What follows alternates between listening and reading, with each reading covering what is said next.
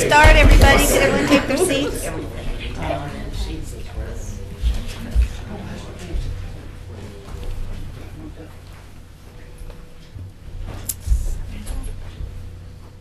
Was that the go sign, Katie? Okay. It is straight up 7, so we're going to start.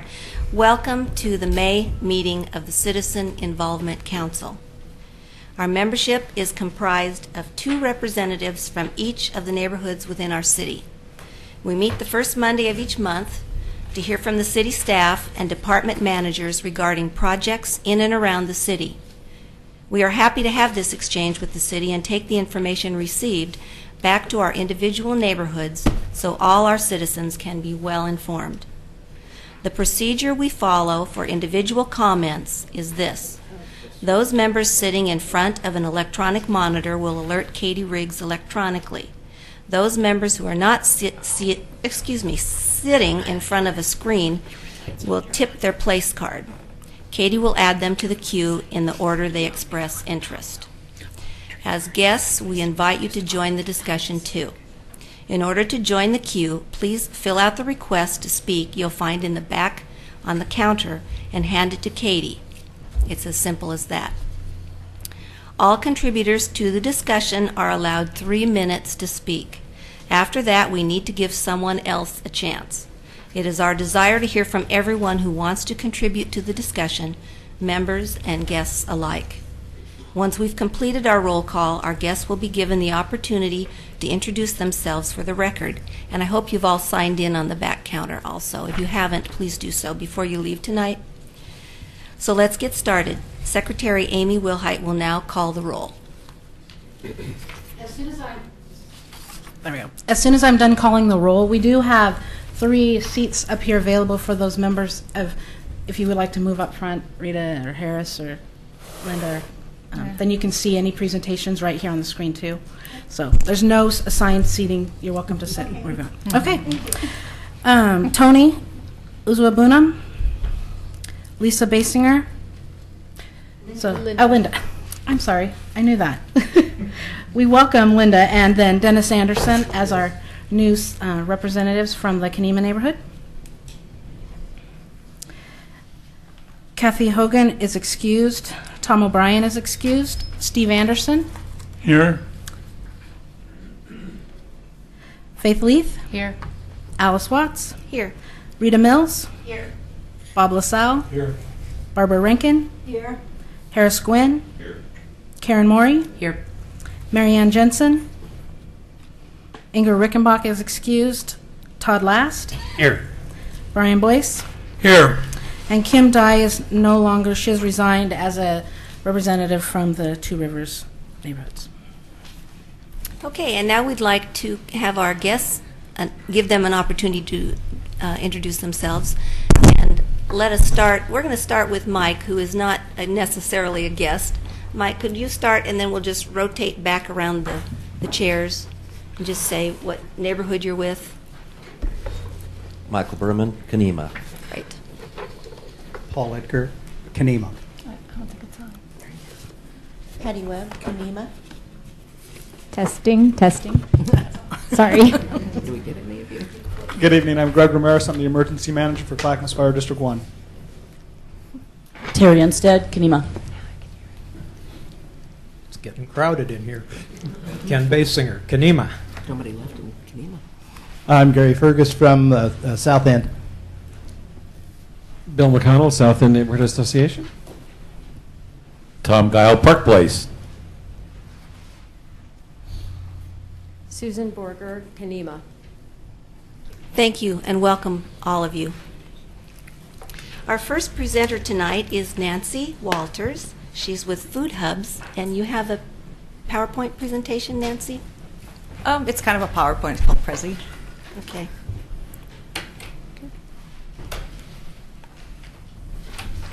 So thank you, everybody, for allowing me to come here tonight. I'm really excited to share some information that I hope is new. Probably not all of it new to you, but I hope that there's some new information. A little bit about myself. I've been living in Oregon City since 2001. I live in Park Place neighborhood. And I'm originally from Hawaii. Back in the 80s, started off as an economic development specialist, looking at high technology, innovation centers, that sort of thing, aerospace industry, and since then have become a consultant in business process and working for Multnomah County as a business process analyst, and most recently as a contract specialist, contracts and procurement for Multnomah County Department of Community Justice. So what I'm here for today is we're going to be talking about food hubs. Basically, I've got a project team together, and we're trying to gauge if there's community support in Oregon City for this type of activity. We're also looking at some other opportunities. So I'm just here to present and hope that that you will be as excited as we are about this opportunity, and are willing to support it. So Food Hub is a regional food hub. This is the official definition. It's a business organization that actively manages the aggregation, distribution, and marketing of source-identified food products, primarily from regional producers, to strengthen their ability to satisfy wholesale, retail, and institutional demand. So there's over 200 food hubs in the U.S. right now. This just shows most of them are, not most, but 40% privately held, then followed by nonprofits and cooperatives. And you folks may or may not be aware of some of the local food hubs, ones organically grown, also Country Natural Beef, and Hood River Organics. You've probably heard of some of those. So these are the types of services, primarily distribution and aggregation, selling to retail customers, some product storage, wholesale, selling wholesale, some brokering, not as much packaging or repackaging, some freezing services. Some of them do have 16% have shared use kitchens and do some production work. Followed by a small percentage that are canning and cutting produce. So these are the kinds of things that are sold by food hubs. 93% of them sell fresh produce and herbs, followed by meat and poultry, eggs, processed or value-added foods, milk and dairy, bread, processed produce, greens, beans, flours. Non-food items, coffee and tea, fish, followed by a small percentage of alcoholic beverages. These are the typical customers. 56% of the food hubs sell to restaurants, caterers, and bakeries, followed by grocery stores. Go down the list, colleges, large supermarkets, pretty much represents the whole market, even farmers markets, online stores, on-site retail. Oops, I forgot. There's a little, that was our little video just to explain a little more. So it's just a short video. Tomato. She's right here on your grocery shelf. Ooh, so juicy, so fresh. No, wait. Why is it so difficult to find local produce in your grocery store? Well, good question. Conventionally, big agriculture focuses on mass production on huge farms far, far away. They pick early, stuff big containers so that bigwigs in big buildings can organize big shipments, because that's how they make big money. It's shipped, ripened on the way, delivered to this warehouse, inspected by this guy, ordered by this grocer, all so that it can land on this shelf, and there you have it. A large-scale system organized to the T so that you can get any produce you want, anytime, anywhere. Compare that to local farmers. There are no big wigs and big buildings to organize logistics. No massive system to manage huge shipments or minimize costs. Just hardworking people dedicated to the quality of their produce. And they grow a lot, but alone, they can't fit the efficiency and supply that the system demands. So, odd as it is, logistics are the reason why these are rarely here. But folks, times are changing. See, there are a few visionaries who thought, hey, why shouldn't local farmers have the logistical support they need to fit into this big system? So organizations like Red Tomato are making this happen. Day in, day out, Red Tomato's on the phone, on the road, on the farms, working with warehouses, coordinating pickups and deliveries, and basically doing all that stuff those bigwigs in the big buildings do for the big guys, only now for the local farmer. And they have hardly any time to get this done because they're working with perfectly ripe produce that needs to get on the shelf ASAP. But Red Tomato is getting it done. And not just for one farmer, but for lots of them. Because by bringing together all the resources, Red Tomato is actually able to provide the consistency and volume that grocers need to serve their customers well. So, the next time you're in the grocery store, that beautiful, locally grown tomato is right where you want it to be, along with the local carrots, strawberries, and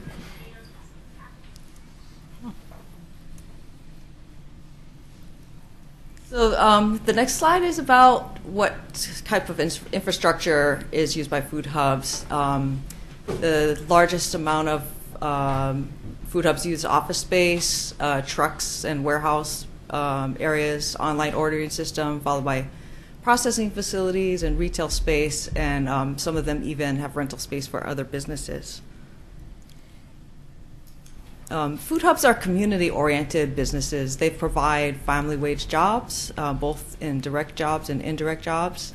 They're considerable generators of revenue in local regional economies.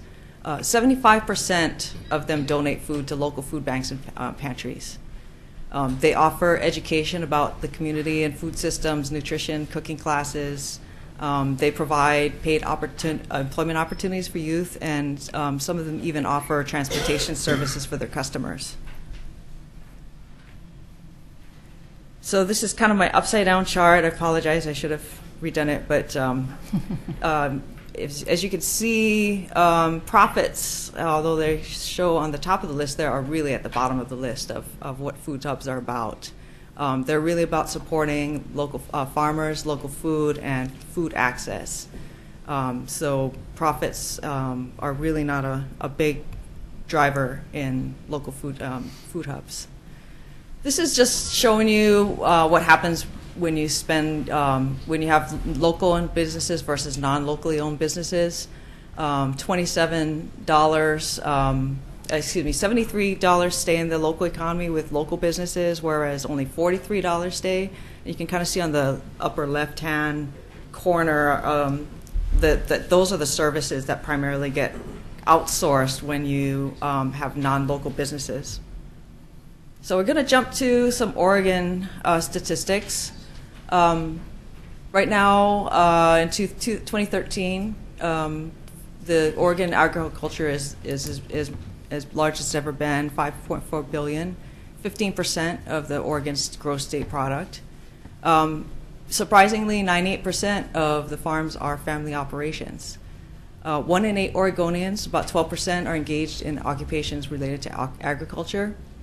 Clackamas and Washington counties are in the top 5 producing counties, and represent 20% of the gross farm revenue, but the percentage of food that Portland gets from local farms within 100 miles is only 5%. So it's a really pretty small percentage. So what else is good about eating local food? If every citizen just ate 1 meal a week locally, we would save $1.1 million barrels of oil per week. So I apologize for the resolution on this one, but if you look at the one kind of at the bottom, it shows that because of our food system is all based on commodities, in a year we'll export 1.1 million tons of potatoes while we're exporting 1.1 million, and we're importing 1.4 million. Of the same product? Yeah, so everything's kind of going to the world market, and we're missing out on a lot of that activity. So that's the environmental effects. If you look at the economical effects, if we increase 5% of our consumption, it would translate into a net benefit of $100 million for our region. And how much of it? The reason is because when the farmer sells to the local market, they get 90 cents on the dollar back in their pocket. When they sell to the non-local market, they're only getting 21 cents on the dollar. So it represents a lot of wealth leaving our region to go to the world market and never comes back to us. This is a graphical representation of what happens. So you see we have 80% of our food is exported out of the state, and 60% of that goes out of the country. to world markets. So the other benefit is health benefits. Basically, the local fresh food helps with health and also reduces obesity and other diseases. We have a lot of local food resources already in existence here, so there's kind of a big growing interest in local markets and local resources, and there's all kinds of organizations that support local food. It's just kind of the biggies. This is just a partial list of area food events just for this year, and you can see it's pretty significant. We're really into our foods here. And then we have local food outlets consisting of farmers markets, retail grocers, institutions, food co-ops, community-supported agricultures, farm stands, and food buying clubs. And as of now, there are over 500 school gardens in the state. About 43% of public schools have their own school gardens.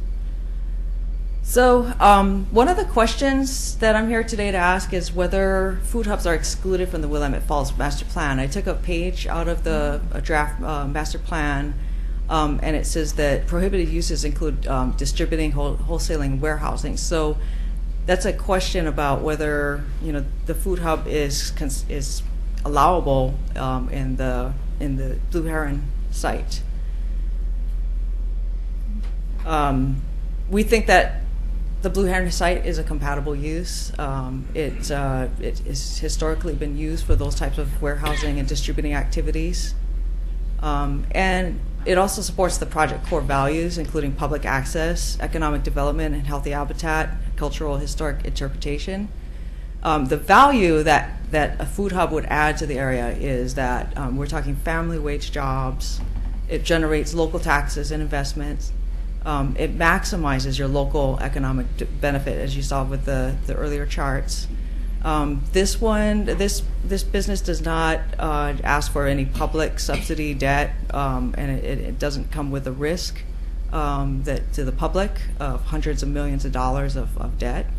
Also, the transportation impacts would be minimal because it's consistent with what's been done in the past. So you're not talking about bringing in, a lot of extra transportation needs.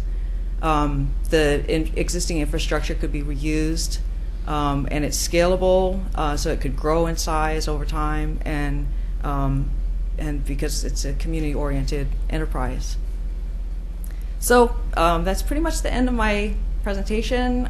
Just encouraging you to, if you do support this idea, to email the City Commission and share with your friends and neighbors. I have some cards that I will leave at the back table. They just have some links to more information if you're interested in food hubs, and also my contact information if you want to have more information. Thank you. Nancy, would you entertain some questions from the members? Yes. Okay. I have one in relation to having it located at the Blue Heron site. Are you envisioning a large warehouse operation or just a kind of a Saturday market indoors kind of a situation?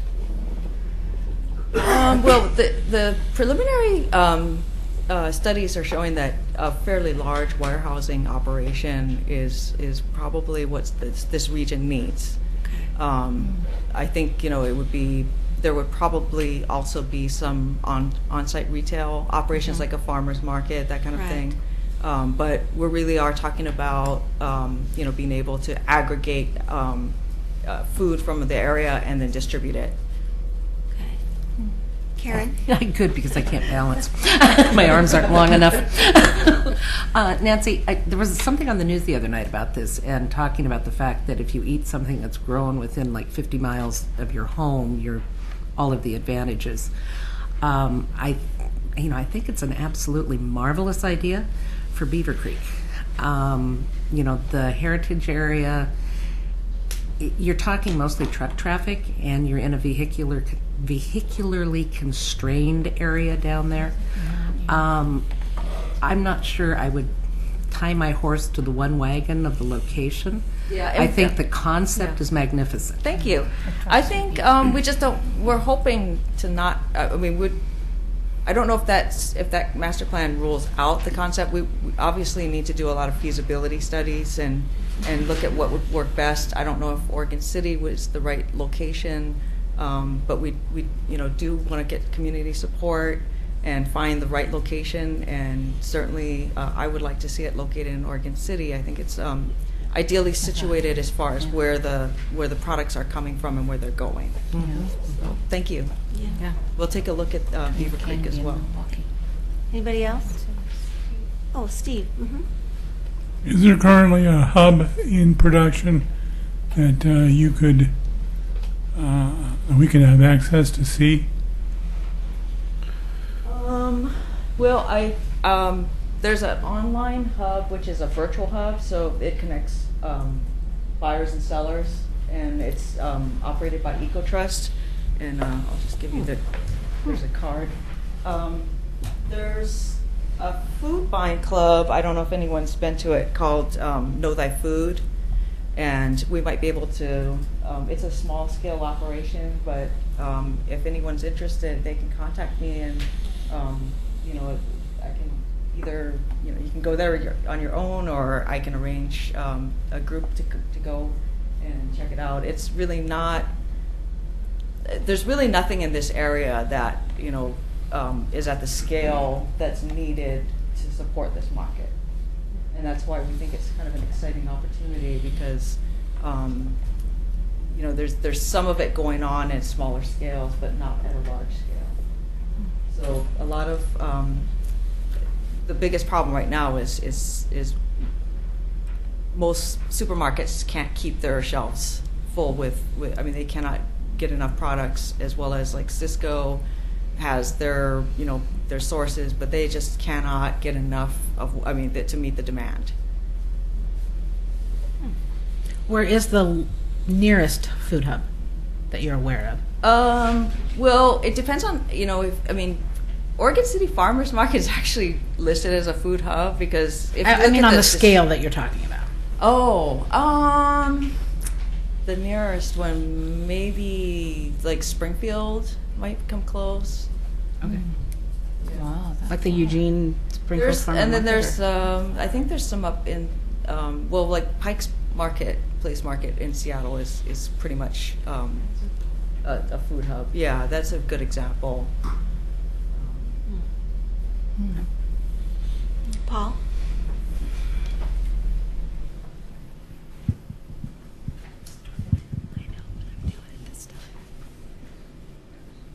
Thank you. The problem that I've understood that exists and why food hubs are so important is that these, if you get a lot of these farmers who run these little farm operations, they can't get their products certified to get into the major stores. So a food hub provides that intermediate step that allows all of these farmers that are very, Russian farmers that have come over, and they may have 20 or 40 acres, but a very small operation. Those are the primary ones in Clackamas County. Yeah, okay. And these are the ones that are now locked out of the significant parts of the major markets. And this is the reason why in Clackamas County, this has a tremendous opportunity. And another location that you can look at that is in the UGB but not part of Oregon City is in the Kanema Bowl, that has already historic trucking operations, rail operations into it, and it's underdeveloped and capable of having flat areas for that type of distribution. Thank you for that input. Nancy, would that, if we could get a hub in this area, does that mean that we would see more local produce that would enable stores like Albertsons and Fred Meyer's, or would we have to shop separately? Definitely, no. Okay. We're talking about being able to Yeah. increase distribution through all the channels. Yeah. I see that as an improvement. I've always bemoaned the fact that you can't get local strawberries until, Right. even when they are local, Yeah. you can't get Yeah, them it's in the true. major grocery stores. Yeah. So, any other questions? Mike?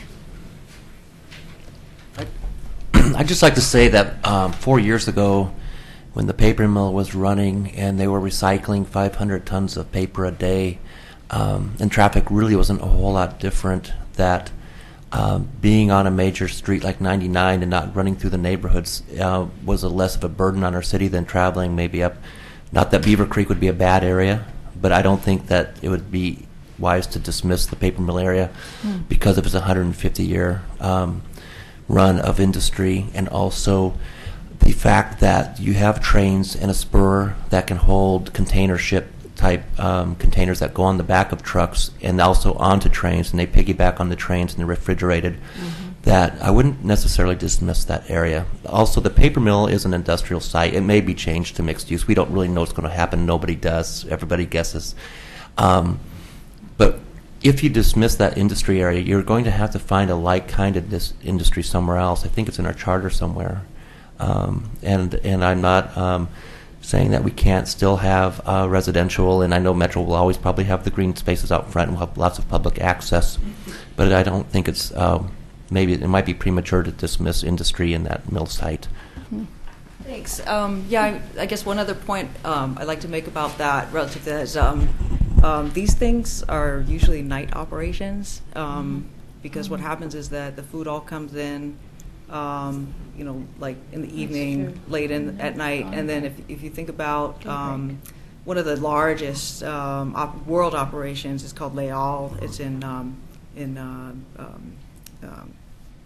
Runke, France. And they do all of their buying and selling, at 1, 2, 3 o'clock in the morning. Everything's packed and shipped out the door before 5 o'clock in the morning because it's going to the stores. So, it's primarily a nighttime activity, and these guys are getting off work, at 5 o'clock 5 o'clock in the morning. Well, just as a side note about the nighttime activity, when the mill was still running, there were some Bluff residents who had trouble with all the train crossings and the lawful blowing of train horns in the middle of the night. And so there may be some pushback from the neighbors that live right above it for any nighttime noise. But I'm not saying that as an argument against. I'm just saying that was an issue, and now that the mill is not running, they're sleeping much better. Yeah, that's interesting. Thank you. Any other comments from the membership? And by the way, normally we don't invite the guests in the audience to participate in our meeting comments unless they've filled out a comment card. However, we have an unusual situation tonight in that 2 of our guests have been up to this meeting members of this CIC, and as a courtesy to them, I was happy to hear from them tonight. They are still, in my mind, in good standing. So just want to say that. Okay, Nancy, if you're done, I appreciate that. Thank you very much for your Is there time anything and that you interest. want from the CIC? Are you going to pursue this as a agency yourself? I guess I'm interested to hear from anyone who has an interest in seeing this happen. I can definitely come back and give a status report in a few months. Okay, that might be nice. Yeah. Taking all of the input from you today, and If Katie could send out your contact information, that would be great to the members. Sure. Great, and like I said, I'll leave these little cards if people are interested in. There's a whole bunch of online resources, so Good. Rather than me taking more of your time tonight. Thank you. And you'll leave those on the back counter? Yeah. Okay. Yeah, thank you. Thank you for that. Thank you. All right. Thanks again. Our next presenter is Greg Ramirez from the Clackamas Fire District Number 1. He's going to talk to us about CERT training. Good evening, Madam Chair, members of the council. Thank you for allowing me this opportunity to speak tonight. If you'll direct me as to how to get to my presentation. Oh. She's coming right behind you. Yeah.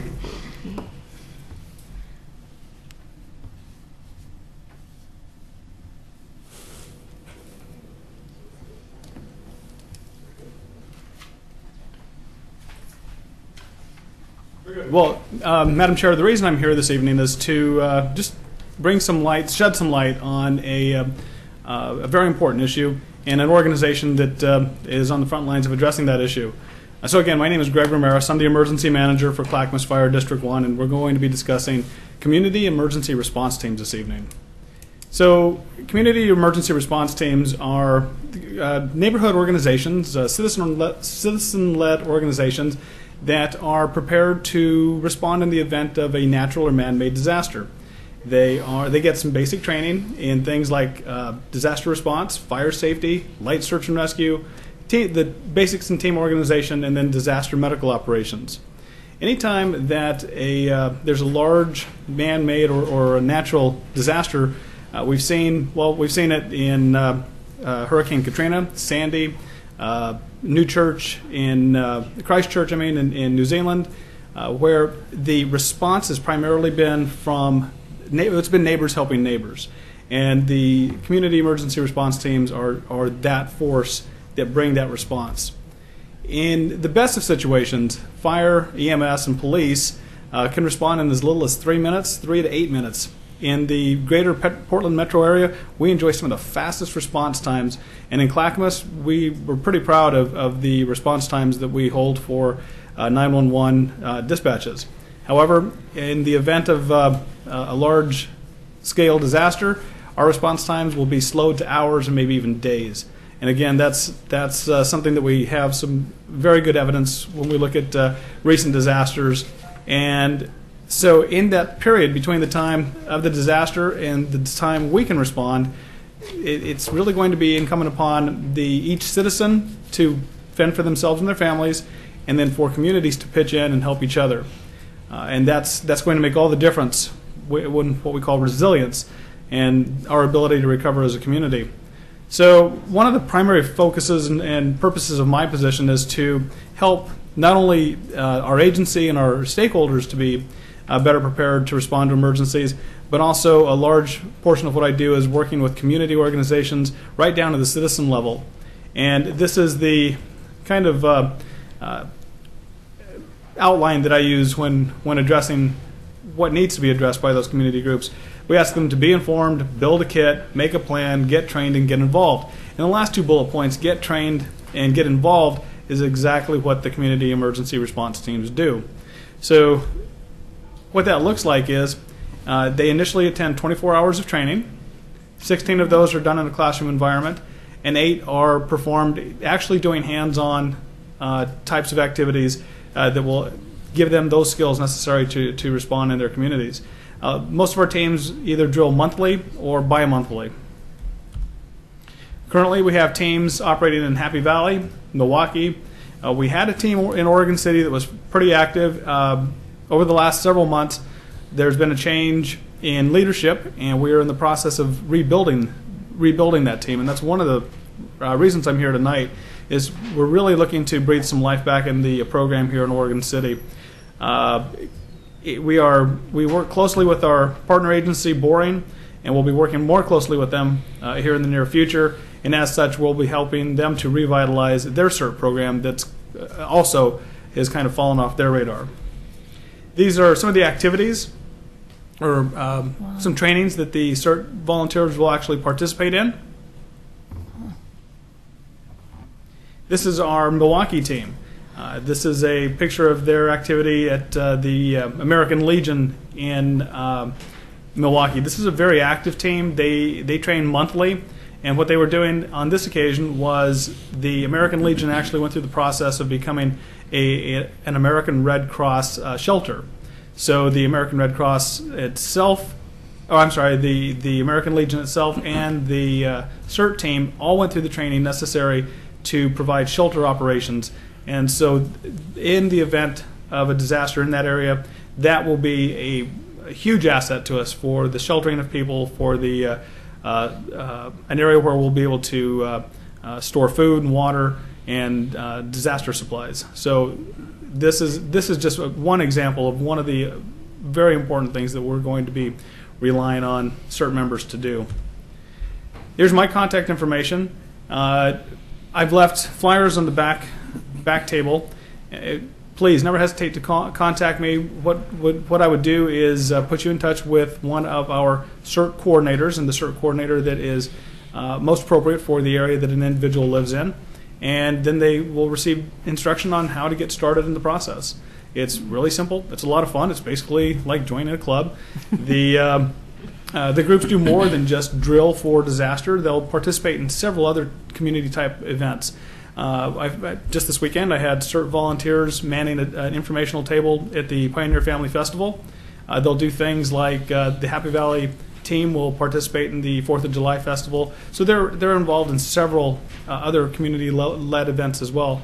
But again, their primary focus is that day in and day out preparation for response to disaster. And your questions? I'll start the questions for the members.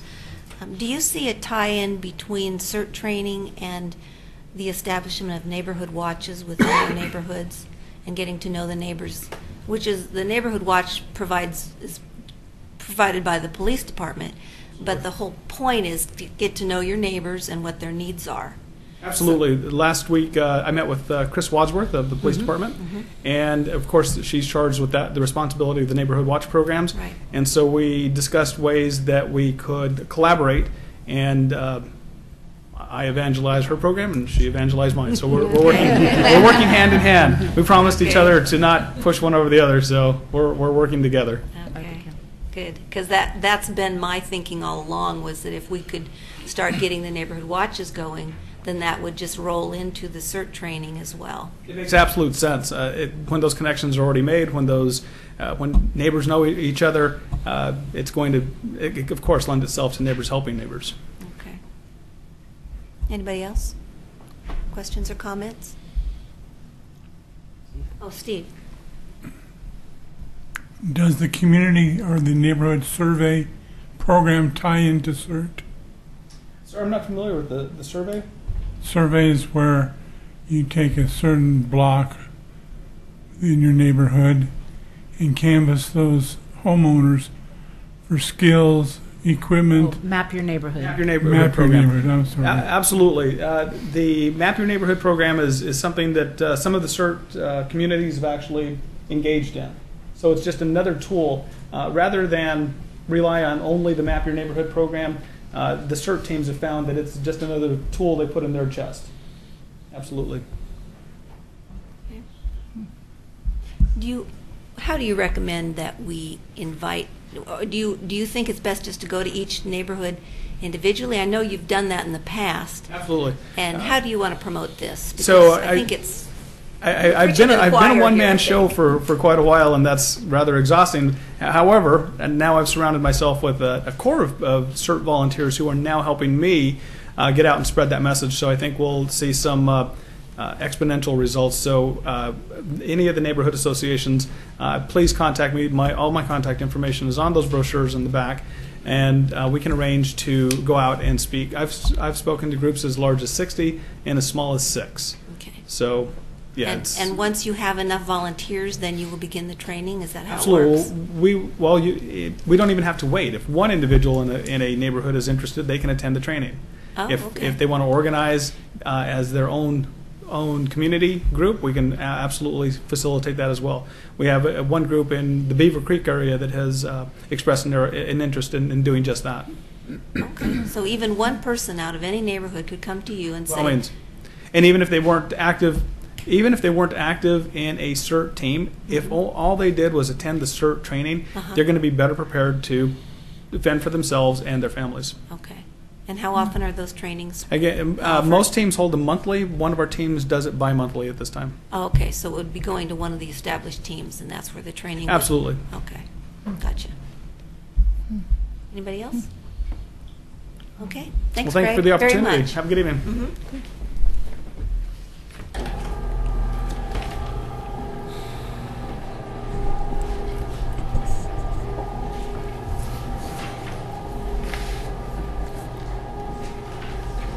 Our next meeting item agenda is Ask Oregon City Public Works. John Lewis will give his report. Right, I don't have much to report tonight. We've got a lot of summer season construction activity that's coming forward with pavement maintenance, and we've got a pump station coming out. Our biggest project, I think, in terms of neighborhood interest is the Leland, Lynn Avenue, or I guess if I do it in the order in which it is, Lynn Avenue, Leland, Myers Road concept plan project. And so we're gearing up with more public involvement on that. We're hoping to have an online survey to help get neighborhood thoughts on what kind of improvements they'd like to see along that roadway and neighboring areas as well. But basically, things are going well in public works. So if you've got any questions for me, can you give us an update on McLaughlin Phase 2 project? Well, it's right now it's on schedule. There's not been really any real cost-related concern and kind of issues. They're working on the utilities along Firestone Alley, so most of their work is along 99E on the Firestone Alley side or the Oregon City Shopping Center side of the project. And they have been also working on storm drain right in front of the Rivershore Hotel. So there's storm drainage piping, and then there's a storm drainage facility, which is it's going to be kind of a neat feature when complete. But right now it looks like a big muddy hole. But generally things are going well. We removed quite a few trees in front of the Rivershore Hotel. I don't remember the number of trees that we're putting in there, but it's a large number of trees that we're going to be planting in there, including some larger heritage trees, pretty big trees, bigger than what we typically transplant. So we're bringing those in there just to kind of help take it from what it was, which was with a lot of big trees in front of the hotel, to a few small trees and a few little bit larger trees. So anyway, yeah, that's Okay. going well. And can you remind us what the completion date schedule is? Well, we have until the end of December, but we're not anticipating it taking that long. I've forgotten exactly what date the contractor's proposing to finish up, but Excellent. Okay. it's all year. Oh, okay. Oh, forgot. sure. Oh, okay, go I ahead. forgot to punch my button. Okay. Go ahead, Bob. You're making sure those trees are not going to be buckling sidewalks. We're going to try. And Amy? At our last Gaffney Lane meeting, we had several questions about, you'd talked in the past on Gaffney Lane itself. There's a house that sits out into the street, and the yard goes out in the street, and you talked about realigning that. Is that anywhere in the works still? Martin Montalvo met with the school district, and so the principal and there's a couple of members from the PTA that seem to be interested in pursuing a Safe Routes to School program. So the idea would be, if that were to happen, we'd have to get a grant to be able to fund it. So in order to get grants for those kinds of projects, especially if they're Safe Routes to School oriented, you as the school district, or they're better led by the school district, and they're definitely better led by parents from the school district. So this one we think is going to get some momentum. What we've heard from the Safe Routes to School program is the city is a good partner, but they shouldn't be leading those efforts. So we're trying to inspire some interest using that project as an example of what we could do. So our members should work with the PTA at Gaffney Lane and see if we can. Okay. Exactly. And I know the Lions Club is also Oregon City or Beaver the Creek? group that you're involved with. Oregon City, the group that Blaine Myers is involved with, they're also wanting to partner on that project. So it could be if you're a Lions Club member, you might check in with them on their efforts with regard to that. But it seems like a good collaborative effort that might get Safe Routes to School moving, and then and once that happens, then pursuing a grant. Okay.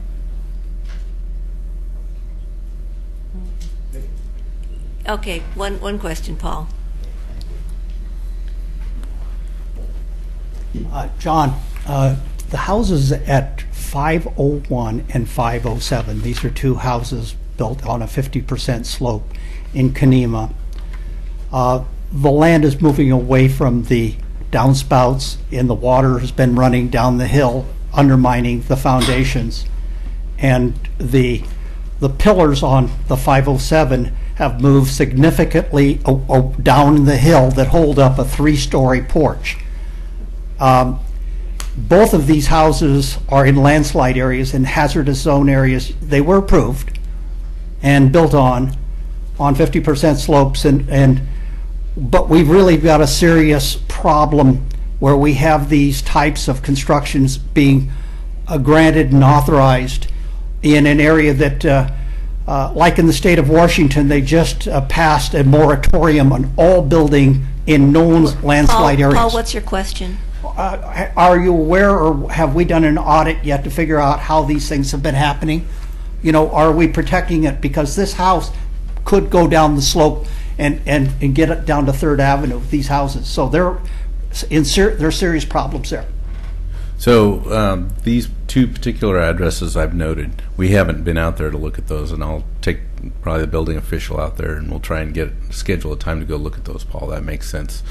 If what you're reporting is true, then that would be a serious condition. We want to figure out what we could do to rectify that, or what the property owner could do to rectify that. With regard to other development in the Kenema neighborhood, again, you're in a geologic hazards area, and in fact, this particular, I know the properties that are right below your home, right? That's the ones that you're most concerned about on 4th Avenue, right? Vacant lots, established lots that are. Those are the two that you're. 1965. Yeah. So those, I'm not sure the exact status of that, but we have talked about it internally with my staff and planning staff. Our intent is to hire a third-party geotechnical engineer to review whatever that applicant has submitted and to make a determination. Now, just because you're in a landslide area or a mapped geologic hazard area doesn't mean that the land is undevelopable. And so, you know, there's construction techniques and analysis techniques that we would, we would accept, but we would want to review. So our intent is to take a closer look at that, maybe than what we have in the past, because this landslide issue's been raised before, and so I have a suspicion that's going to cost the city a little bit more than we're probably going to be able to exact out of the applicant, but we're going to pursue it. Well, and historically, in the last 100 years, there was a landslide on Ganong Street right-of-way, and the way 1744 code states emphatically that if there is a historic landslide in an area, there is a automatic prohibition about building. That's the current city code. Paul, I would recommend that you speak to John outside of this meeting at about a different this. time. Did Amber arrive? Yeah. Yay. John, are I'm done. included? Yep. Okay, thank you. Our next item on the agenda is our Chamber of Commerce update, and Amber has arrived, and we're looking forward to hearing it.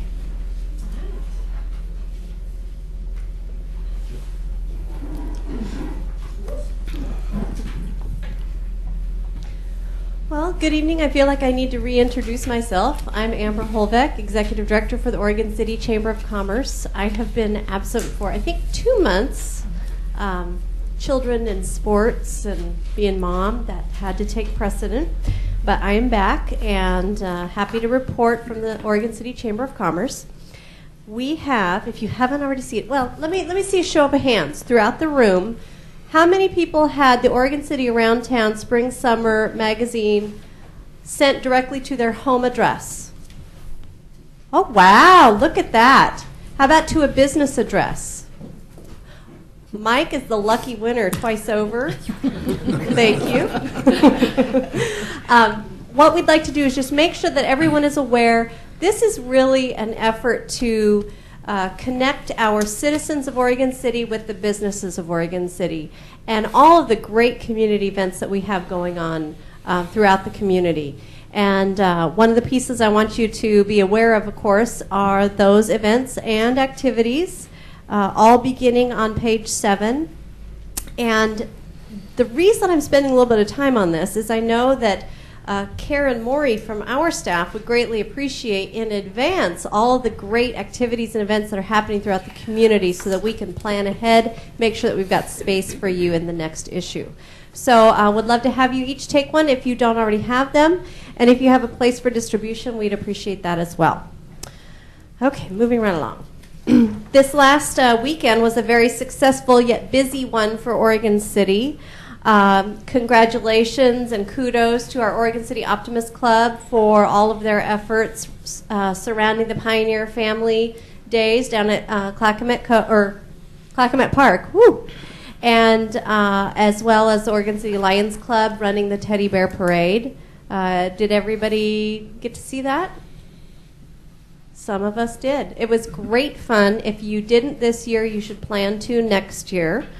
And also, for those who were aware, there was also on Friday night a fundraiser for Sylvia Somakill, who's a resident of Oregon City, a lady who's been through an awful lot. The early numbers say that about $20,000 was raised from that event. So, yes. And I gotta say, and I'm going to say over and over and over again, Oregon City residents and community, the business community, all of you folks together do so much to take care of each other. And it's these examples, it's Officer Libkey, all of these kinds of things roll up and tell you what kind of a heart this community has. And that, I think, is part of my message too when we get through the heavy duty, the things that are tough for us to get through. Let's also remember the things that we have helped other people triumph through as an effort of all of us working together. So just a little bit of my soapbox, and let's stay positive. Let's see. Another piece is I'd like everyone to keep in mind that there is a 19th annual Oregon City Open Air Antique Fair, and it is back on Main Street, downtown Oregon City, the second to the last Sunday of August. And we'll be working very close, in fact, with John Lewis and his Oregon City Public Works department, and very much looking forward to a meeting with him. Hint, hint. And in addition, the Oregon City Chamber will also be hosting the Oregon City Biz Fair and Harvest Fest the first Saturday of October, and that will take place down at the Oregon Trail Center. So that's the latest and greatest. If you're a golfer, we've got a way to include you as well, so please let me know, and we will get you plugged in. Are there questions for me and the Chamber? All right, with that, I will pass it back along. Okay, thanks, Amber. All right, the next item of business is approval of our minutes, which were sent out with the agenda. I would entertain a motion. I have a comment really quick. I should have told Amy this, sorry, ahead of time, but I didn't even catch it until I was just scanning over them. On the second page of the minutes, line item number 7, new business discussion items, where it says that I presented the postage increase rates and an update on the CIC Neighborhood Association budget spreadsheet. I also reminded members that they could include a newsletter on our website and that they could put an article in the Trail News, not their entire newsletter. Gotcha. Please do not put your entire newsletter in the Trail News. We do not have room for that, unfortunately. Sorry. Okay, so include newsletters on the website and an article in the Trail News. If they wanted to, yes. Okay. Thank you. Sorry, I just wanted to clarify that's fine. that and make Thank sure you. that was cleaned up before we voted on that. I might have gotten into some trouble. Yeah. Did anyone else notice any need for correction besides that? If not, I would entertain a motion and a second to approve. Steve, you're making a motion to approve? Second. And we have a second from Todd. Any discussion? All right, we'll vote. Tony? Aye. Linda? Aye. Dennis? Aye. Amy? Aye. Steve? Aye. Faith? Yes. Rita? Aye. Alice? Aye. Bob? Aye. Barbara? Abstain. Harris? Aye. Karen? Aye. Marianne? Yes. Todd? Aye. Brian? Abstain. Okay, it passes with 2 abstentions. Okay, thank you. Under unfinished business, our next item of discussion is, in fact, the Neighborhood Watch programs that we've been talking about for the last few months, and it was decided that each of you would go back to your neighborhoods and talk about whether or not you thought that was a viable option within your neighborhoods. And it was agreed that at our May meeting, we'd give each other an update on any progress or any challenges you've faced in getting something like that started. Does anyone want to volunteer what their neighborhood has been doing in reference to Neighborhood Watch? Rita, would you like to start? We did have Chris, oh, sorry, I have a loud voice anyway. We did have Chris Wadsworth at our meeting. We met already for May. And she had a sample of the signs. And I was going to speak to this a little later, but one of our concerns was the signs cost $38 each, and our neighborhood, McLaughlin neighborhood, is kind of, you can hardly get any place in Oregon City, and I know Kanema and so on will dispute that, but you can hardly get any place in Oregon City without going through the McLaughlin neighborhood, so we felt the necessity for us to have perhaps a more active group and more signs. Well, what kind of signs are you talking about? Well, it's a sign that the police department has developed. Mm-hmm. The Neighborhood Watch sign. Oh, okay. 2 by 3. How big is it? Oh, okay. And it just has the big words Neighborhood Watch and call police if you... And that's where each block or extended number of blocks? No, it'll just be placed, the way I understand it, randomly in neighborhoods. And the implication would be that the entire neighborhood is active in this program. Okay. Okay. Huh. All right. And she would speak with any of the neighborhood associations. Right, and she has been doing that. Yeah. Linda? We also had her, Kanema, had her come down. We have a Kanema neighborhood club, and she came down and spoke with us, and we have... Closer to your mic, sorry. Thank you. And we are signing up and also having her there. We're looking forward to putting the sign up. Okay, and so you're anticipating encouraging your members... Encouraging our members to and help. getting the information filled out, and yes, and having the signs, having the signs up. Yeah, the first step in starting a neighborhood watch is actually going door to door to your neighbors and asking them about themselves, introducing yourself, of course. And we talked about having some kind of a identity card so that they wouldn't think we're just casing the joint. But the idea is to find out who they are, what their needs are, in the event of an emergency, or to find out if there's anything that you can do for them in regard to safety, if they have any issues or anything. And this is a great springboard for getting them involved in your neighborhood associations as well. And I think that's the toughest part, is going door to door and getting to know your neighbors. Many of us do know our neighbors, but maybe 3 or 4 houses down we don't. And so I just wondered if there was any of you whose neighborhood associations had actually had members starting this step 1 and what kind of experience they were having. Tom, do you want to speak to this? Just a quick comment. Okay. Sorry. Should I just pick the whole thing up? Chris Wadsworth also came to our HOA, which is over 40 homes, and it's a kind of a subdivision of Park Place. And she was kind of impressed that we've been doing that for 10 years. With 40-some homes, we started that way. We've got a Facebook page. We have a phone tree, so if anybody sees a child in danger or we see criminal activity in the neighborhood, she didn't realize that had been going on for 10 years, but we kind of formed that when we all first moved in there. And there has been some activity stopped because of that, some kids running around, going into open garages and things like that. But that's how it starts, is with a small group of people like ours, with 40. And we already had signs up, the old signs, and they said, well, maybe we do a trade out, because they're updating to the new signs. But that really helps Chris, even if your whole neighborhood association doesn't, even if a pocket of you starts to get together, then it can expand from there. Thank you. That's very encouraging. Thanks for sharing that. Barb. We live in Barlow Crest, and we live at the top of a street that just goes back down again.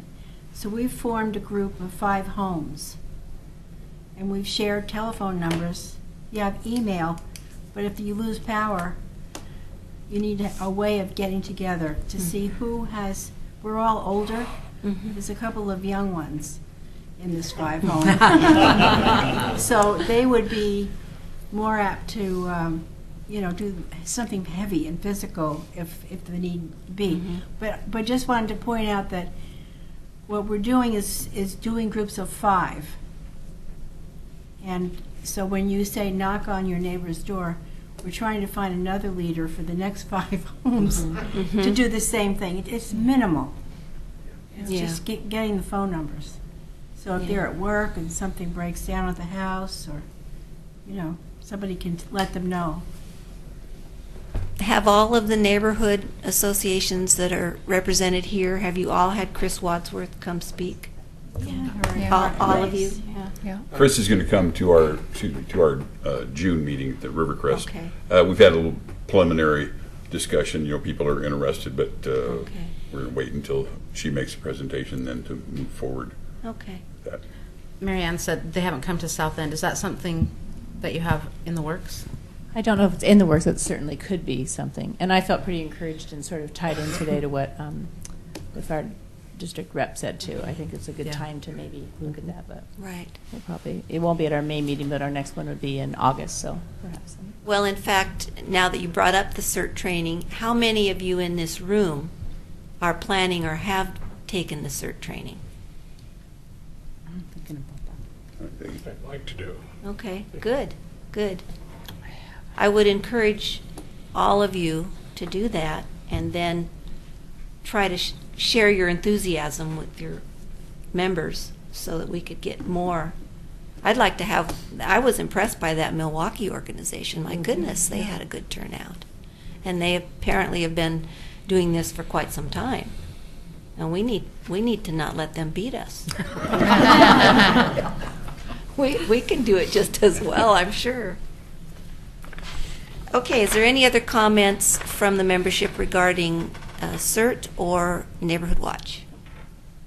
Okay.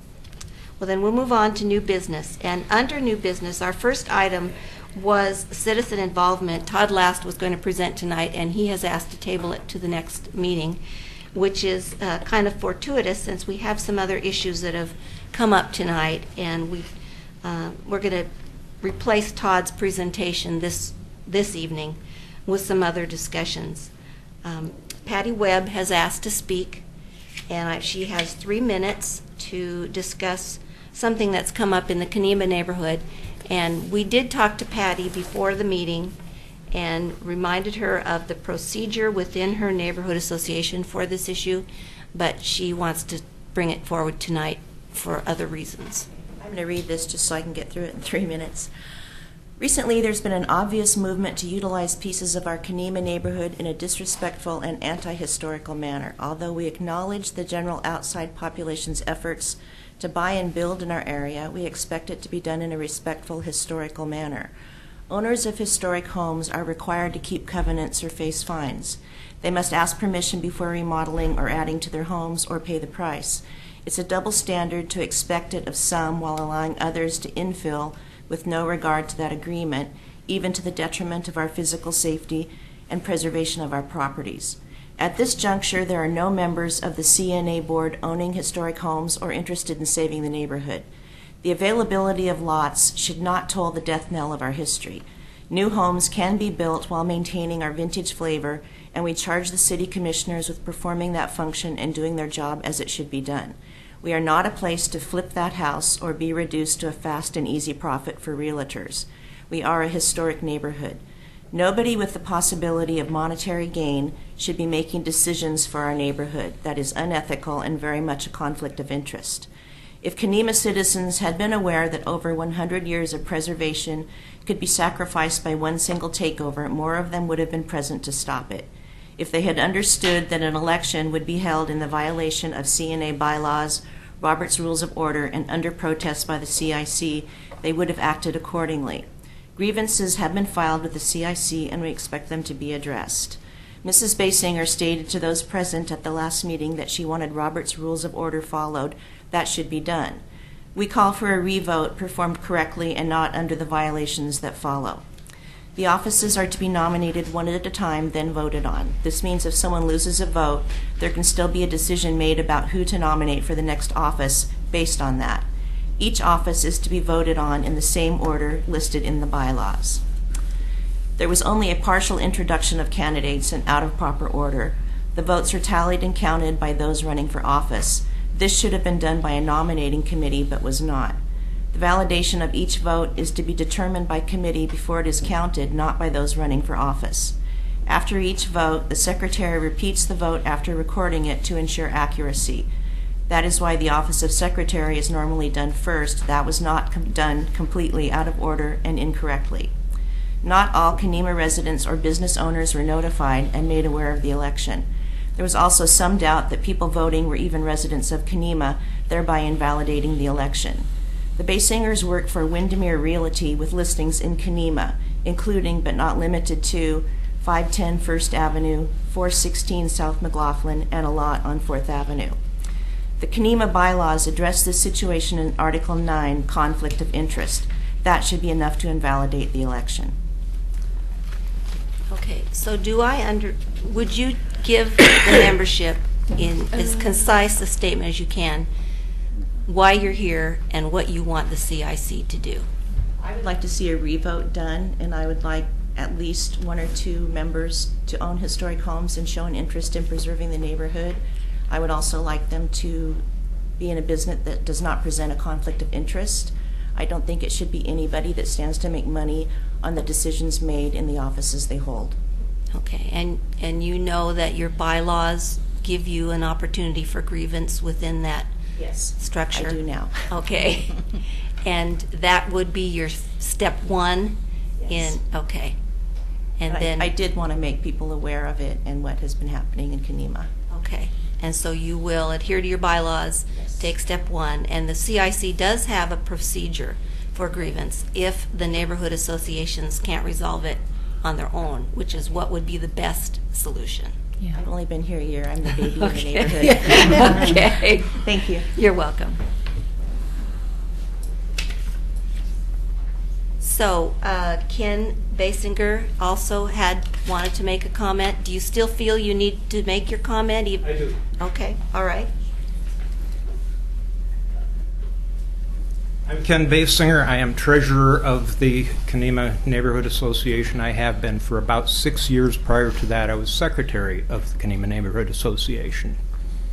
I resent any suggestion that our elections were in any way unethical or improperly conducted. In accordance with Article 8, Section 4 of the Kenema Neighborhood Association bylaws, the CNA elected new officers in its general meeting on April 17th. Article 8, Section 4 provides for special elections for the purpose of filling vacant positions. The 2-year terms of all of the incumbent CNA officers had long since expired due to the lack of elections for a period of at least 6 years. The incumbent officers have continued to serve in an unofficial capacity in the absence of regular elections as required by Article 7, Section 1. The decision to hold the special election in April was made at the March 20th meeting, called by acting chairman Howard Post, who incidentally is himself a realtor. The motion to hold the meeting was made by Oscar Giesler and was approved by a voice vote of CNA members present at that meeting. The required notice for the special election was given via postcards mailed to the Oregon City Planning Department approximately 2 weeks, mailed by the Oregon City Planning Department, 2 weeks prior to the meeting, and flyers were hand-delivered throughout the neighborhood by CNA members. I expect an apology for the insults that we've been subjected to. The fact that we work in real estate, which is an honorable business, does not in any way disqualify us from being concerned about the history and the preservation of our neighborhood. And there is nothing in the Kenema bylaws that prohibits us or suggests that it's a conflict of interest. A conflict of interest might occur if we were involved in a transaction on a property where there was a land use action taking place, in which case we would naturally recuse ourselves. Now, one thing you said, Ken, that I just need clarification on, you mentioned the planning department in relation to getting out your notification for the special election. I was confused by that. The planning department helps compile the lists, the mailing lists that we use. That's what the planning department does. Okay. I don't know if that's what you were referring to, but the city has the mailing list and the postcards are sent. But it's through my office, right? That's what I've always thought, or the city manager's office. Yeah, but the planning department is the ones that compile the mailing lists based upon the households within each neighborhood association. And that notification for the April meeting was done at my request. Okay, and Katie, you can confirm that everybody in the neighborhood got a notification for the special. I don't know. I cannot confirm that everyone in the neighborhood got a notification. What I can confirm is that the list that we used to send out that notification at the time that that was updated had all the households in that neighborhood association on that list. If since that list was updated until the notifications were sent out, there were new homes or new addresses added to that, those people may or may not have gotten that notification. That's what I can confirm, if that means anything. Yeah. And Ken, just from your own estimation, how many people were present at the special? 28 people. 28 people. And what is a typical meeting? How many people? Half that. Okay. And when I was talking to Patty, I mentioned your bylaws for resolving these kinds of issues. Are you're feeling badly that you've been accused of things that you feel are unfair? Are you able to work with the rest of the members who feel that they want to resolve this or at least talk about it? I've worked with them as an officer in the Kenema neighborhood for at least 8 years, probably closer to 15. Okay. One of the things that concerns me as chair is the election that eliminated the position of our vice chair. And I'm not quite sure. Not the election. The election didn't eliminate. Well, apparently it somehow. The replacement of representatives. Sorry. Yeah, let's clarify that. Yeah. I'm not sure what you're talking about. Well, we don't have a vice chair here tonight because your election would, when your chair. I don't know who the vice chair was. I'm new to the CIC, so because I was never. Well, maybe I shouldn't be posing this question to you, and that's probably inappropriate for me to do so. So I won't question you about it. So. Thank you. You're done. Yeah, Thank you. We have another speaker. Michael, would you like to come up and present your 3 minutes? You may want to take the battery out of your watch. All right. My name is Michael Berman. I was elected as the vice chair in an election here in the CIC, for those that are watching, as the vice chair for the CIC. I do live in Kenema. I have a business in the Two Rivers neighborhood, which I actually created and named. There was no neighborhood down there. And I'm going to preface this a little bit. On Saturday, and this is a little bit of a public announcement, that's why I may take more than 3 minutes, because this is not part of the question. This is just something I want the CIC to know, and our city that's watching. We lost a former business person who owned 3 businesses in Oregon City, and her mother owned a business in Oregon City before her. Her mother had the Quality Cafe in the 50s. It's located where the Wheel is at 503 Main Street. That's spelled with a Kwality Kafe. That was Oregon City in the 50s. And Sheila Wittenden was a very strong woman, and she passed away. There was a memorial for her on Saturday, for those who did not know that. She was a mentor for me. She was my landlord. Her husband is still my landlord, and I've learned a great amount in business from them, and I just wanted to mention that. And this morning at 2:30, I got a phone call that my grandma, who was a teacher at Westland High School, had also passed away, and I spent 3 hours sitting beside her her body this afternoon. So I might be a little bit tired. I might be a little bit grumpy. What I did want to say is you reflect on things that are more important probably than any of the machinations of the CIC or the City Commission or city staff. And I really find some of these things that have happened over the last 4 years an affront to what I think is fairness. I'm a Libra, and I kind of have this little balance thing in my mind. I don't read my horoscope, but you can't help but think about that when you grow up. And I've always fought for fairness, and I think everybody should ask themselves, why are they at the CIC? What's the purpose for them to be here? Is it for civics? Is it for philanthropy? Is it for the betterment of the whole city? Why are we here? Why do we spend one Monday a month here? And I can tell you that I've done it for the last 4 years for the betterment of our city.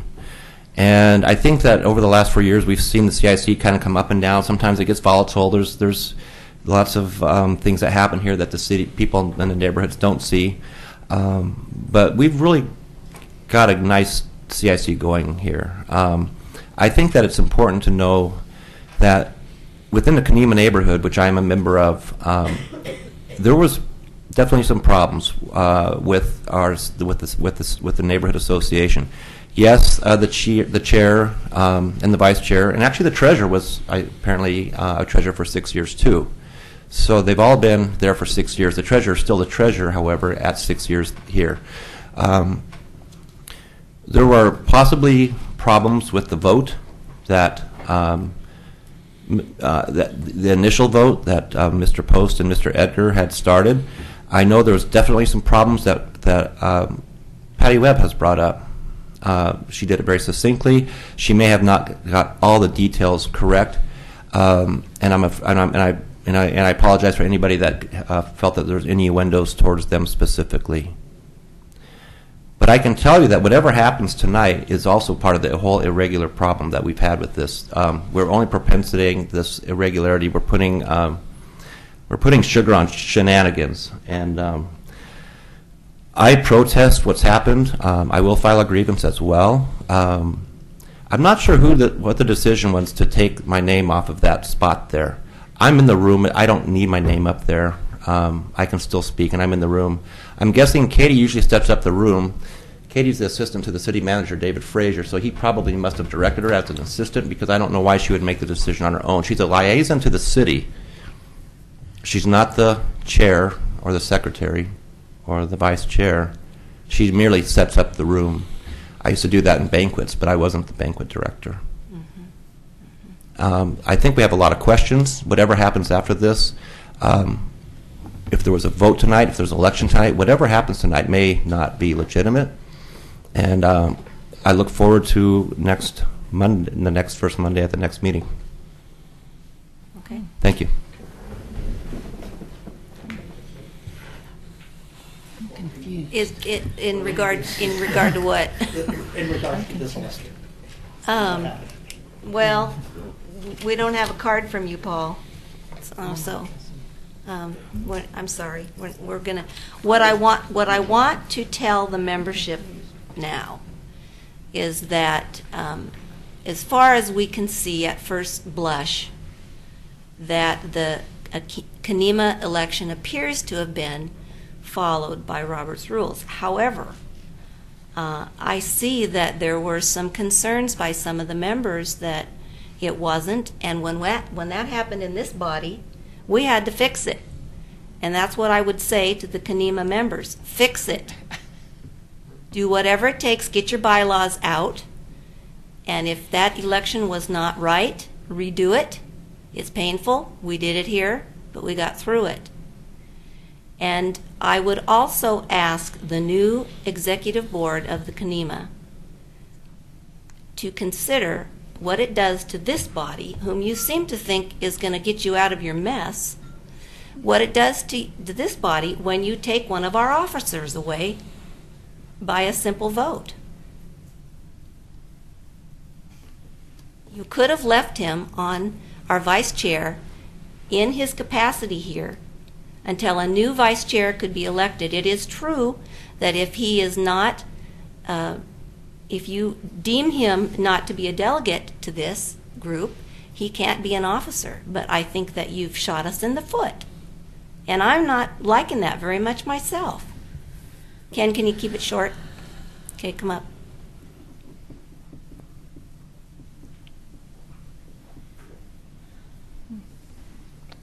The chairman and the vice chairman of the neighborhood associations have the automatic positions on the commission here.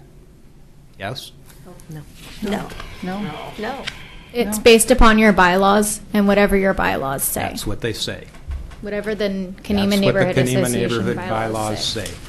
Would you like them read? Now, as far as Would you like them read? pulling the rug I out would. from under anybody, we never had any intention of doing that. All we intended to do was set right a situation that never should have existed in the first place, because there is no record that either of the former members of this body were ever elected in the Kenema Neighborhood Association. There is no record, and there never has been. I take your point, Ken. And that was the whole point of having the elections now, is precisely to make it right. Okay. Could you bear with us a minute? Amy, would you like to? The bylaws for the Kenema Neighborhood Association adopted April 15th, 2004. That's what I found online. Katie, is that what you have? The officers, it reads, Article 5, Section 1A, under Chairman. The chairman may appoint members to serve on special projects, i.e. the South Fork Water Board, Citizen Advisory Committee, which was the former name of the Citizen Involvement Council, the Oregon City Rate Review Committee, Transportation Advisory Committee, and other committees of the City of Oregon City and other jurisdictions such as TriMet Metro, etc.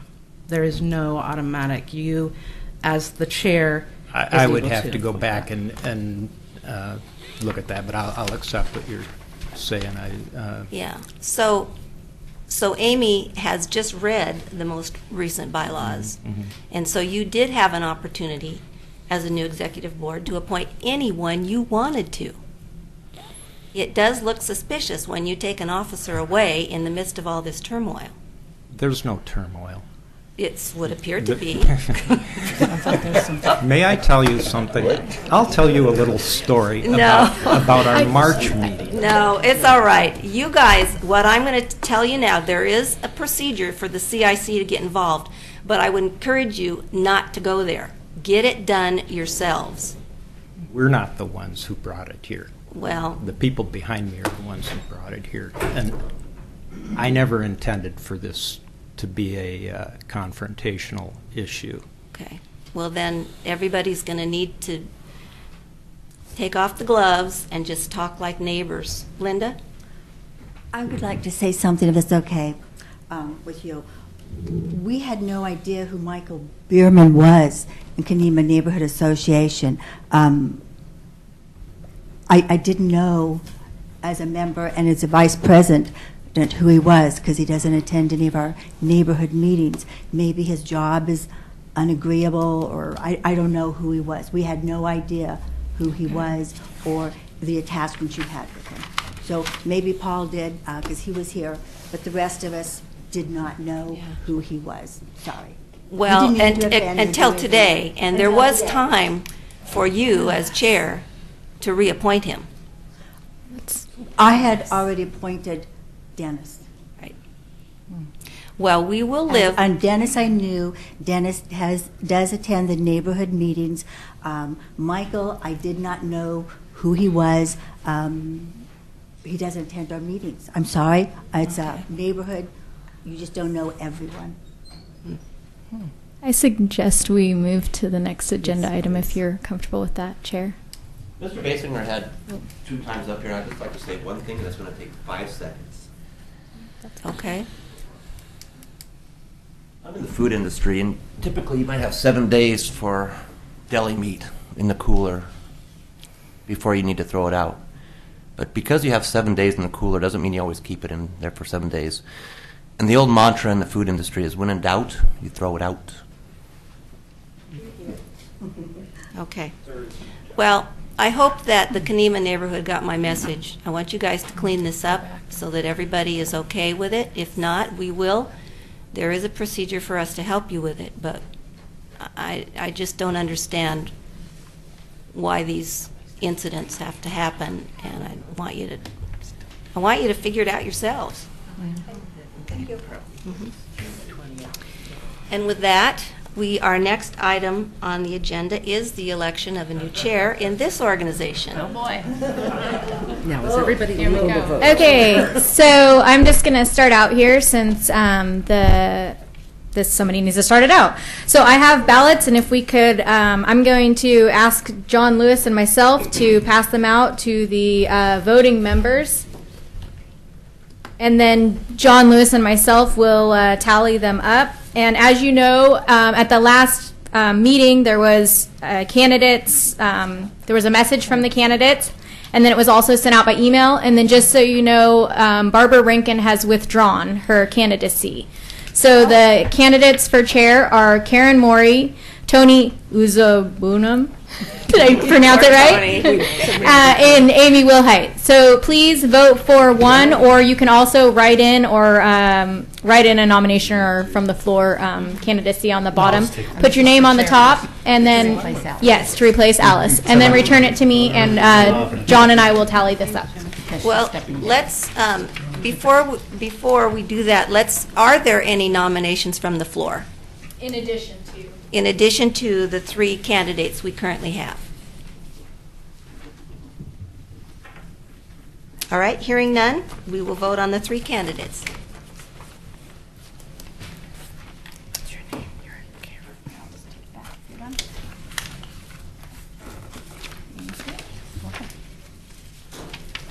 You just hold it up, fold it, and hold it up when you're done so we can grab it. That'd be great. Thank you.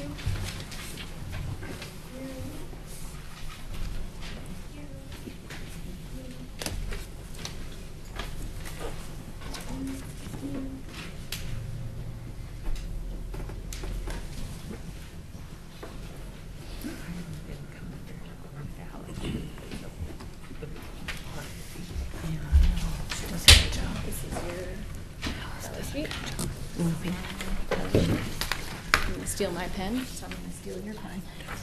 Feel free. Bye. That's okay. Equal opportunity. I think it was a city pen to start with, so it's okay. This is the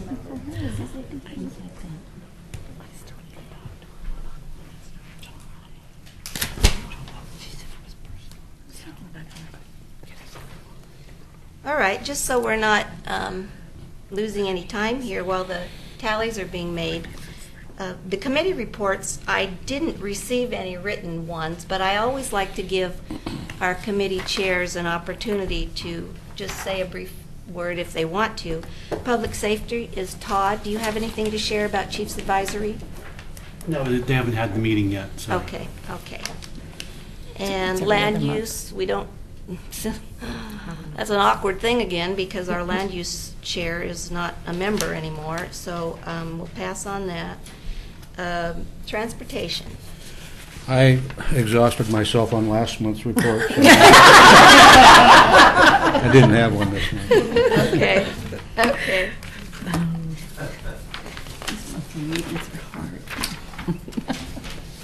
Don't always have something new. All right, our last item of business, and we'll let Katie and John interrupt us whenever they're ready, is our roundtable discussion, which is, for our new members, is when each of you has an opportunity to share what's going on in your neighborhoods, when your next meeting might be, or if there's anything that you'd like to make the CIC aware of that we could help or just join in on. So let's start with our new members. Let's start down here with We've heard from Amber, so it's Dan, isn't it? Dennis. Dennis. Dennis. Pardon me, Dennis. Please, why don't you start and report for Kenema? During oh yes, excuse me. During the previous week, we gathered together and we have come up with an idea to introduce ourselves to our neighborhood. And unbeknownst to the other kind of difficulty with some of the people in our neighborhood. So we had an idea of like joining together and creating an invitation and to allow people to come and share their ideas and their thoughts on like what we could do to better our community. The community is a vibrant community. It has both historic and has other kinds of houses. And what we came up with is we're going to have a meet and greet at the Feckin Irish Brewing Company coming up in the 17th, and you're all welcome, as well as our community. Thank you. And I do have a flyer I'll pass around. Dennis is a graphic designer, and Dennis designed the flyer. So we thought we'd have some fun. Okay. And if you do bring a flyer, or we can have Katie email everyone, they are giving us a slight discount on a beer. Okay. Thank you. Steve? Hillendale Neighborhood Association, and tomorrow evening is our steering committee meeting. And where are we tomorrow night? Isn't it Casa Ixtapa or whatever that's Casa called? Ixtapa. Yeah. Fine Mexican food. I eat there this evening in honor of Cinco de Mayo and my 23rd wedding anniversary. Congratulations. I did get permission to attend tonight, by the way.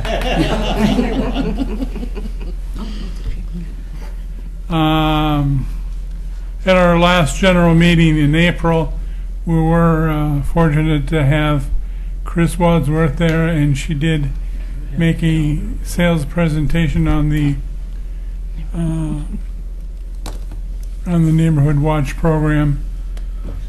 And I think it was generally accepted, and not a lot of quick interest, but I think that through our influence in the community, we will make it happen. Good. I don't think there's anything urgent or very important that's going on, I guess. And we had a meeting after our last, we already reported on that meeting, because we had a meeting, we haven't had a meeting since we met here last. Oh, okay. Yeah. Okay. That's what I'm trying to say. Okay. That's it. Okay. Now, just to delay the excitement, we're going to just keep on going here. We're going to wait for the announcement. We're going to add some suspense. From the Park Place neighborhood, we participated in the Earth Day, Oregon City Earth Day cleanup. We planted a lot of cleaned out first, of course, and then planted a lot of plants that were donated by Sears Nursery. And then attended the luncheon down at Clackamas Park. It was a lot of fun to get together with the people. We have a general meeting coming up this month on the 19th, is it, Bob? Yes. Yeah. And I have been gone for a month, so he'll give you all the details. Todd? We had our last meeting, and we had the same trio of people, the Repertory Theater, the library, and Chris, that I think many of you others had. Our next meeting is on, I believe, June 11th. We have scheduled someone from the assessor's office to come out and talk about property taxes, which should be kind of an interesting topic. And then I also got a note from a tree service that wants to come and present. So I was excited that we got a business contacting us and wanting to do a presentation. And I guess I had a question for the Chamber of Commerce. Do you have a list, if I wanted to get a list of all the businesses in our neighborhood that, to get them to help participate in our meetings? We don't have a list that's broken out by neighborhood association, but it would be pretty easy to do a crosswalk, I think. So I'd be happy to work with you on that. That would be great. Yeah, I'd really like to get some more participation with the businesses Sure. in the area. Sure. And Thank you. I might, sorry. you go. I might suggest too, I don't know for a fact, but the our website has OC Maps on it. And if you go to that, there is a layer that you can do just your neighborhood association, and then you could probably plug in the businesses. Do we have a business layer on there? It might be a suggestion to look into. I've used those e-maps before, so I'll take a look at that. Thank you. I was going to ask Todd, the business that contacted you, was that the tree service? Tree service, yeah. He's out of West Lynn. Oh, okay. And so I didn't know if I was going to ask that tonight, if everyone received that email. I didn't know how you handled, if it's from somebody coming from out of the area, do you put them on your agenda or just thank them? And So far, I've ignored it. okay. I was just going to thank him, but say that we would. Yeah, I didn't realize that. I thought they were from our area. Okay. Brian, you're up. Okay, Brian Boyce with the Two Rivers Neighborhood Association. We did have a meeting on April 23rd, and we did have a presentation on the theater. We'll maybe have Chris next time, which will be 3 months, but we did review 4 land use applications that happened to all come due where we could comment on them at the meeting, which doesn't always happen because being 3 months apart is just too long. So there's a couple of downtown facade improvements, which are just fine. They should do that. And the new stage at the end of the Oregon Trail was on there, and also one for Lithia Subaru, which was something they're tucking almost under the railroad tracks to wash their cars since they're selling them, Nothing real upsetting in any of those, really. And we do have ideas on pursuing on the CERT and neighborhood watch things, but they hasn't been implemented yet. But we have one area that the police can't patrol enough because it's very irregular near High Rocks, and those people are just 5 houses near High Rocks. They should have a neighborhood watch, And one of the people from there had attended one of our meetings, and I'm going to approach him, see if they will be interested in that. Other than that, there's nothing real earth-shaking going on right now. So, good job. Thank you. Okay. Chris? The Rivercrest Neighborhood Association had their hanging basket sale on Saturday. The weather was great. I don't know how it was where you were. We're out there in our park. So it was pretty successful. Huge baskets, and sold them for $23, which beat everybody else's price around, and sold all but 7 within 3 or 4 hours. So it took a while, but that's our only fundraiser that we have. So a week before Mother's Day, I encourage everybody to come by next year. We're going to have a steering committee meeting on May 15th, and I had mentioned before that then at the June meeting, Chris will present the Neighborhood Watch program. Good. I'm really glad to hear everybody's getting in touch with her and you're getting on board with that. Amy? I am excited to announce that Gaffney Lane has a new secretary-treasurer. I'm not alone. I'm very excited. Her name's Angela Wright. She's our English gal, and we're very excited. We had our meeting, had a successful meeting at the library. People didn't come. They missed out on that opportunity. I took off my hat and said a few words. And we had a fun meeting. May 12th, the Planning Commission is going to be discussing a development in Park Place area of 29 new homes being proposed, and the neighborhood down there near that project is still up in arms. So if you want to see some excitement, you might come to the Planning Commission meeting. I think we're going to have a lot of people there. We have moved, settled down now. Our new location for our meetings are the Alliance Charter Academy at 16075 Front Street. It's the old Park Place School. We had to leave the county facility because they were requiring us to provide our own liability insurance, and most of you have been here when we were discussing all that. It's kind of expensive, and we couldn't afford it. If you need new signs made, go to Katie, because she got 2 new signs, really nice signs made with our new location on them, and we had them made so that in the future we can change the address on the signs I don't anticipate that happening, but it certainly solves a future problem. And at our next general meeting on May 19th, we have a lady from the Repertory Theater coming in to give us a presentation. That should be interesting, and I think she's got some free tickets. So that'll be cool. Yeah. That's all we have. Okay. John, anything more? I did want to mention something that I forgot to mention. But on Oregon City Cleanup Day, there was several sites that were on the list of sites to be cleaned up, and I was managing one site, so I didn't get to go see all the other sites. But Public Works sponsored two. Public Works and Code Enforcement really sponsored two sites: Singer Falls in the area between the stairs and really kind of 10th Street. And then out at Wesley Lynn Park, there's a pond out there, or a detention pond. I've never seen actually water in it, but a low area out there. And we put together a pretty big effort. There was a Girl Scout troop that showed up to help get all the plants. I know they had over 100 plants out there and trees to be planted. And then we just did our routine spruce up. This is a tough site, this hillside here, but the Giffords were there, and a couple other staff people were there, and so it was a good showing. I've got the blackberry scratches to show that it was done.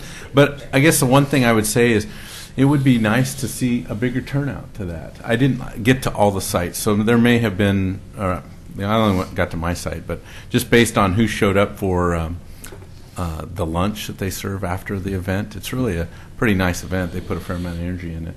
And there wasn't a lot of people there, so I kind of jumped to the conclusion that maybe there wasn't that many people at the sites. I heard we got all the work done, which is a good thing. But it'd be good to see more, especially from this group, representation. Maybe we could push that. Can you compare it to last year? Because last year I was able to participate, and from my perspective, I thought the turnout was good. But do you remember, by comparison, how much? I think it was lighter than last year. Yeah. Okay. Fewer this year, and the weather was decent, Yeah. so it wasn't the weather. Uh-huh. And I suppose there's always more we could do to advertise that event, but I think people generally get the word. It's in most of our local. I think we can develop a new city motto from that. We do more with less. We're way more efficient, right, Steve? Yeah, there you go. Yay, Steve. Thanks, Steve. Anyway, it was fun, and we did get a lot of work done. Good. Thank you. Katie? Okay, and I'm going to hold off on mentioning it, and I'm going to continue with the roundtable. So, tagging on to that, I just want to mention for future discussion, maybe in this CIC, is the summer is coming. And last year we talked about doing the farmers markets or having booths at different things like the safety, or I mean not the safety, that's what I was going to tell you about, but having booths at the National Night Out. And then now we got an invitation for the Health and Safety Fair, which is Saturday, September 13th. That the and we did have a booth presence, there. Yes. Oh, okay. And so they re-invited us if we wanted to hold another booth there. And then also just to let us know about it and when it's going to be this year. So I have the information here if we're interested in discussing that at a future. And that's all I have. Thank you, Karen. Okay, so. Being one who's very into the history of the city, Harris worried me for a minute when he said that Rivercrest had a hanging. But as he's reported on the neighborhood, I'm realizing I live in Rivercrest, I work in Caulfield, and I volunteer at 2 locations in McLaughlin. So I get around town a lot. And for John, the Museum of the Oregon Territory was a site for Saturday's work. We'd like to thank Fred Meyer. We had a wonderful team of management and employees working down there, as well as a few other volunteers. I think we had just the right number to get done what we needed to get done.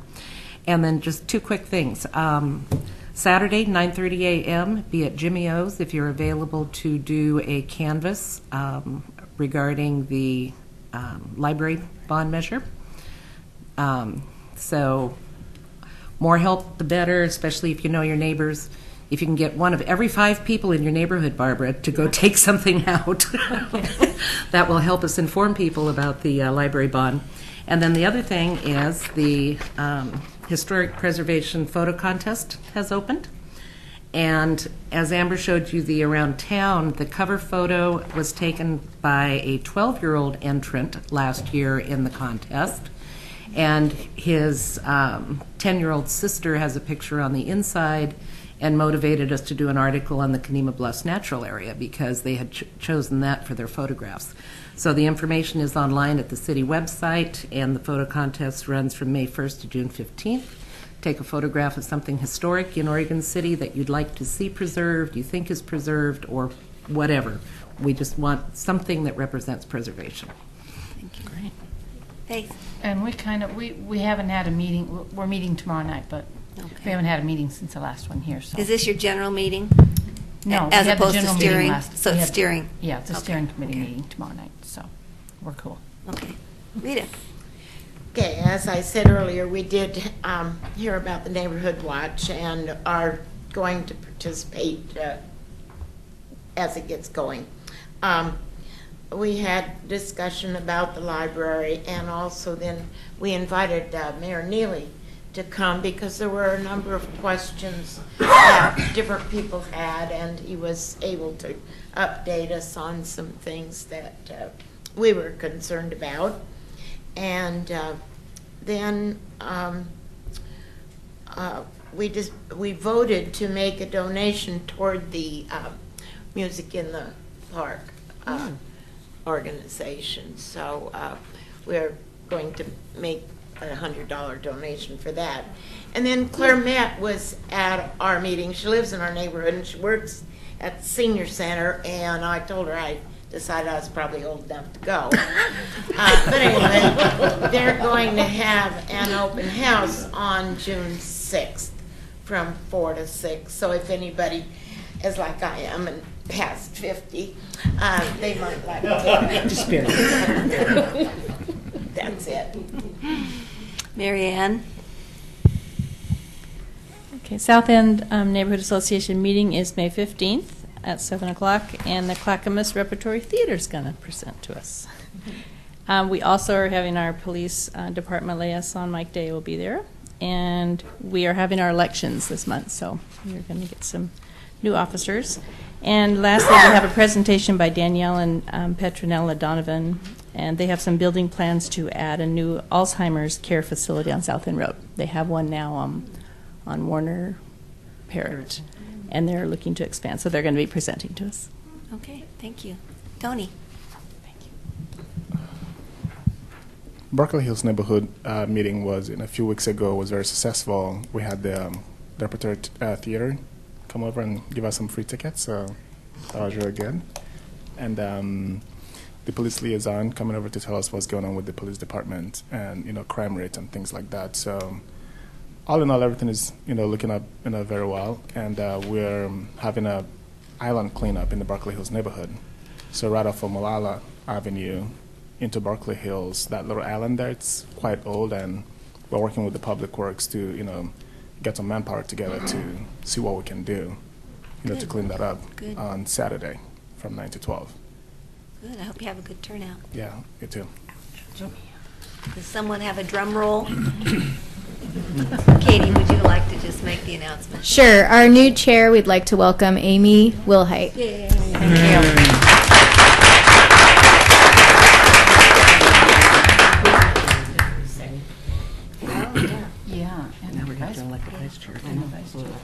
All right. And as such, since Amy has been elected chair, she will be vacating her position as secretary. And also, we need to have a vice chair too. So I don't know. I wish Tom O'Brien were here. He was our last nominating chair. He's going to be gone next month also. Pardon me? He'll be gone next month also. Will he? Okay, Yeah. so we're He's gonna out have of the to- country. We're going to have a different nominating chair to get started with filling these two vacated positions. So do I have any volunteers for that? We're asking for a full nominating committee, right? Yeah, okay. So. Who was on it with Tom last time? It was Kathy and Michael. Yeah. So, I'm just curious, if you're wanting to run, you wouldn't want to be on Can the be on. nominating? Oh, no, you can. You can. Oh, you can. It Sure, says in you the can. bylaws. Yeah. Yeah, You can. It's just a matter of contacting everybody and seeing who wants to run and.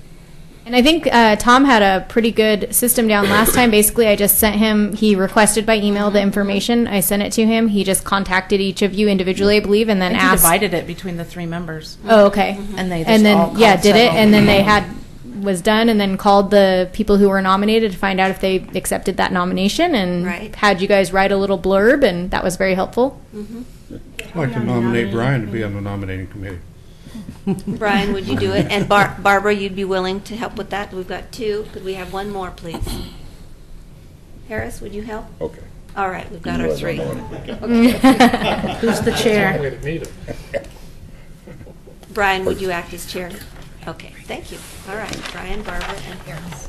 And in the interim, we need some.